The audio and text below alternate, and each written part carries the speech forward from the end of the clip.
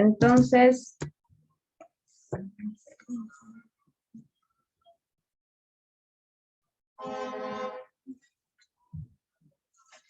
ya, vamos a ver cuál es el procedimiento para hacer el test de escalón en realidad, que es una prueba que va a valorar la capacidad de VO2 max, y con esta vamos a valorar la capacidad de oxígeno. Entonces, primero conocer cuál es la capacidad aeróbica. La capacidad aeróbica viene a ser la capacidad que un individuo tiene para consumir oxígeno y para procesarlo intracelularmente. Entonces, ¿qué nos mide la capacidad de oxígeno? La cantidad de oxígeno que tenemos y cómo lo consume. Para eso necesitamos medirlo indirectamente con el VO2 max. Y este VO2 max viene a ser la cantidad de oxígeno aprovechable al respirar y por lo tanto podemos usar realmente, lo que podemos usar realmente de oxígeno al realizar una actividad. Y esta actividad no solamente es una actividad deportiva como fútbol, vóley, o correr o natación, sino también intervienen las actividades que realizamos diariamente en las actividades de vida diaria. Entonces, lo otro que tenemos que tener en cuenta es que este VO2 max se va a relacionar directamente con la frecuencia cardíaca. ¿Por qué? Porque no podemos valorar el oxígeno de una manera indirecta para una persona, para un humano, pero sí podemos valorar externamente la cantidad de frecuencia cardíaca. Entonces, si es que se eleva la frecuencia cardíaca, nosotros debemos de pensar que también se está elevando el consumo de velocidad de oxígeno, ¿no? La velocidad de oxígeno de consumo. Y si disminuye la frecuencia cardíaca, que también va disminuyendo el consumo de oxígeno, porque tiene una relación lineal. Para nosotros poder valorar la frecuencia cardíaca, cómo va progresando, primero tenemos que tomar nuestra frecuencia cardíaca basal. La frecuencia cardíaca basal viene a ser lo que un paciente llega y está en reposo de 5 a más minutos sin hacer actividades y ahí recién podemos valorar una frecuencia cardíaca basal. Luego tenemos que hacer una frecuencia cardíaca máxima. La frecuencia cardíaca máxima tiene por fórmula 220 menos la edad. Esta es considerada universalmente una fórmula para todas las edades, pero existen otras, como la frecuencia cardíaca máxima por Tanaka, en la cual dicen que hay una disminución de la diferencia de latidos cardíacos. Y respecto a eso también tenemos que tener en cuenta y valorar que nuestro paciente no esté usando beta bloqueadores, como el bisoprolol, como el propranolol, que en pacientes post-COVID generalmente por una taquicardia sinusal lo están viniendo usando. Si nuestro paciente viene con el antecedente que está usando o que lo usa frecuentemente un beta bloqueador, tenemos que ya no usar una fórmula de la frecuencia cardíaca máxima o TANAC, sino que tenemos que usar esta otra fórmula que es de 164 menos 0.7 por la edad. Todo paciente que viene beta bloqueado tiene que usar esta fórmula. Lo otro que considerar es la frecuencia cardíaca de reserva. La frecuencia cardíaca de reserva viene a ser la frecuencia cardíaca de reposo disminuida de la frecuencia cardíaca máxima del esfuerzo. Sería al revés. Entonces, una vez que tengamos todos estos valores de cuáles son nuestras frecuencias cardíacas iniciales, máximas y de reserva, vamos a poderla relacionar con lo que es el VO2 max. Entonces, nosotros decíamos que tenemos que medir nuestro VO2 max para poder saber cuál es nuestra capacidad aeróbica. Y para esta medición vamos a contar con pruebas, tanto directas e indirectas. Dentro de la prueba directa es la prueba de gold estándar, por decirlo así, en la que le miden a través de gasometrías. Ya en sangre, pues directamente se va a medir lo que es la velocidad de oxígeno. Pero esta es solamente utiliza maquinaria y demás cosas, es difícil que se pueda encontrar. Entonces, nosotros valoramos a través de pruebas indirectas. Y estas pruebas indirectas pueden ser máximas o submáximas. Cuando decimos máximas, es cuando hacemos esta prueba para que llegue a su frecuencia cardíaca máxima. Sí, por decir, tenemos un paciente de 20 años Le decimos 220 menos 20, su frecuencia cardíaca máxima sería 200. Entonces, durante la prueba indirecta que realizamos, tenemos como máximo que puede llegar a 220. Entonces, puede hacer la prueba hasta que incluso llegue a 220. Esto se toma como un límite de seguridad, hasta dónde queremos llegar. Más de esto ya el paciente no puede llegar porque si no se descompensa. Y cuando hablamos de una prueba submáxima es menos del 100%. Generalmente usamos un 80%. Es decir, que aquí sacaríamos un 80% de 200, que es la frecuencia cardíaca máxima. Y ese va a ser nuestro tope de la frecuencia cardíaca estimada que podemos llegar durante la prueba. Esta prueba, que es la test del escalón de 3 minutos, tiene diversas formas. Incluso hay una de Harvard y hay otras. Pero esta test del escalón que ahorita está siendo valorado y evaluado por lo que es México, nos da la facilidad de que no nos da un valor específico de la altura del escalón, como si nos lo dan otras fórmulas. Entonces, es más fácil de realizarse. Para esto nosotros necesitamos el banco de altura, la cinta métrica para valorar la altura del escalón, el cronómetro y el oxímetro. Vamos a tener una fórmula que va a depender básicamente del número de ciclos por minuto. ¿A qué se llama ciclos por minuto? A cuántas veces sube y baja el paciente. Entonces, un ciclo es cuando el paciente sube, baja, baja. Todos esos 4 pasos conforman un ciclo. Entonces, la variable A es ciclos por minuto. Entonces, para sacar esto, vamos a contar todos los ciclos que hace el paciente en 3 minutos y al final a ese total lo vamos a dividir entre 3, obteniendo los ciclos por minuto. Luego vamos a valorar la altura del escalón, que tiene que ser en metros. Es decir, si este escalón nos sale 23 centímetros, vendría a ser 0.23 metros. Nosotros medimos nuestro escalón, nos salió 14 centímetros. Entonces vendría a ser 0.14 metros. Y la fórmula es, vamos a multiplicar cuántos ciclos hizo el paciente en un minuto por la altura del escalón en metros, por 1.8 por 1.33, y a eso le vamos a sumar la multiplicación del ciclos por minuto por 0.35. Con esto vamos a valorar el VO2 max de manera indirecta. Entonces, en el proceso, ¿cómo hacemos? Primero, vamos a medir nuestro escalón.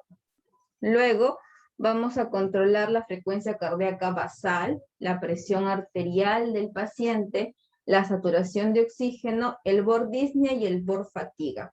El Bord-Disney y el Bord-Fatiga lo podemos hacer con la escala modificada o la escala normal. La escala normal es de 0 a 20 y la modificada es de 0 a 10. Y la de 0 a 10 es la que es más usada y más comprensible por los pacientes. Entonces, iniciamos, le tomamos todas las funciones vitales al paciente, tranquilo, y calculamos una frecuencia cardíaca máxima.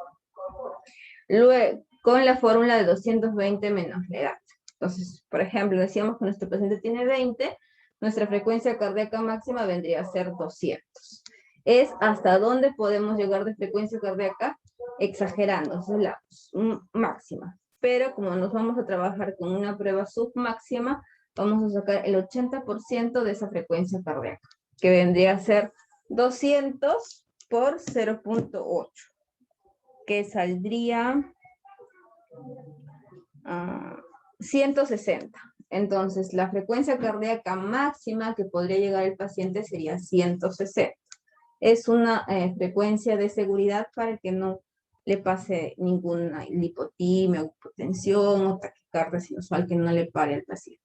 Entonces, luego cronometramos 3 minutos y le indicamos al paciente el proceso de subir y bajar el escalón. Lo más rápido que pueda, sin que sienta algún dolor de pecho, falta de aire, dolor de cabeza, sensación de desmayo. Durante todo este proceso de los 3 minutos, idealmente se debe controlar la oximetría, o sea, que tengan que tener el saturómetro en el dedo, como el test de caminata, para ir controlando la frecuencia cardíaca máxima y para ir controlando la saturación de oxígeno. Si existe síntomas durante esta prueba, como ya les mencionaba, dolor de cabeza, frecuencia cardíaca que pasa de la máxima, o que tenga falta de aire, o que se desmaya, entonces puede parar y descansar. Por eso es importante controlar el bord disnea y el bord fatiga durante todo este proceso. Entonces, en este caso, el día de hoy el paciente se cansó y se paró. Entonces, nosotros paramos el cronómetro también, porque si no va a seguir los minutos. Entonces, el paciente se para, paramos el cronómetro, descansa hasta que se recupere, si es que puede continuar, continúa, y reiniciamos el cronómetro hasta que termine los 3 minutos. No va a correr mientras que el paciente no camina, sino que si para el paciente, para el cronómetro, reinicia a subir el escalón, reinicias el cronómetro, hasta que termine el tiempo de los 3 minutos. Una vez que termine el paciente los 3 minutos, tenemos que verificar rápidamente la frecuencia cardíaca, porque esa es nuestra frecuencia cardíaca final. Nuestra presión arterial también, nuestra saturación de oxígeno final, y cuánto de fatiga ha tenido y cuánto de disnea ha tenido después de toda la prueba. Entonces, después de ese final, tenemos que controlar durante 1 minuto, otros dicen incluso los 3 y 5 minutos, todas las funciones vitales, para hacer la recuperación al minuto. Y al final tenemos que calcular la fórmula. Entonces, para calcular la fórmula, calculamos con esta fórmula la cantidad de VO2 max. Calculamos este VO2 max. Por ejemplo, nos sale 12. Después tenemos que dividirlo entre 3.5 porque un MET es 3.5. Entonces, nosotros decimos 12 menos 3.5 nos sale 8 puntos, no, 12 entre 3.5 nos sale 3.42, por ejemplo. Entonces, después de que tengamos la cantidad de METs, que en este caso sería 3.42, lo clasificamos en una clase funcional, que viene a ser del 1 al 5. 5 es menos de 2, 3 es de 2 a 4, 2 es de 4 a 6, otros consideran incluso acá de 5 a 6 ya, y la clase funcional 1 es más de 6, que lo consideran de 7 a 16, donde idealmente estaríamos todos nosotros que no tenemos ninguna alteración. Entonces, si acá nos salió 3.4, el paciente estaría en una clase funcional 3, porque aquí estaría 3.4. Luego, para valorar la recuperación al primer minuto es la frecuencia cardíaca final menos la frecuencia cardíaca al primer minuto. Si el paciente terminó con 150 y al minuto tenía 127, hay 23 latidos.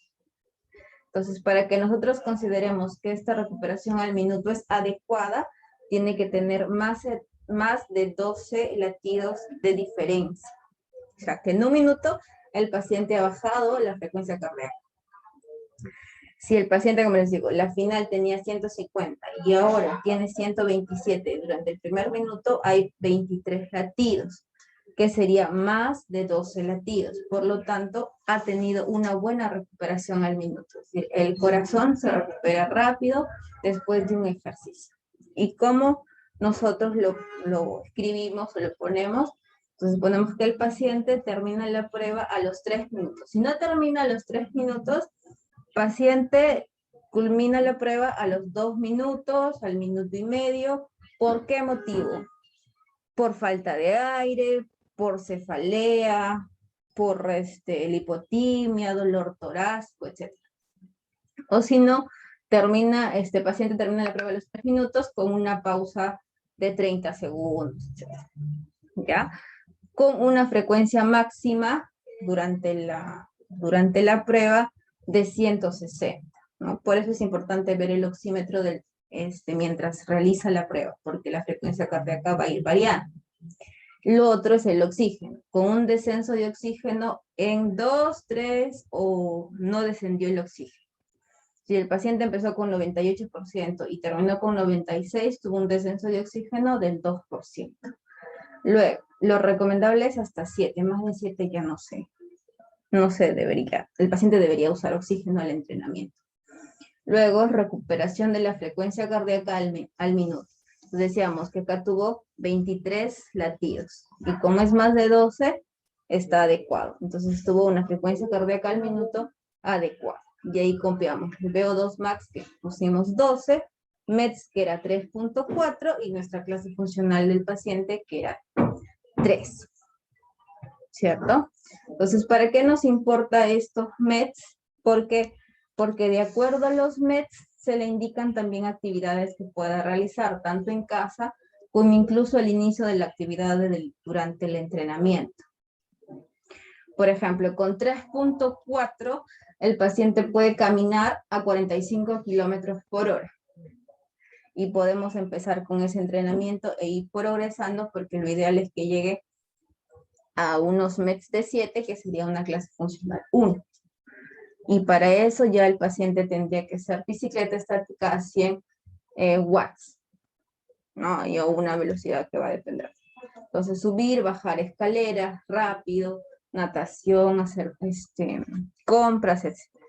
Y dentro de las actividades de vida diaria también necesita una cantidad de METs.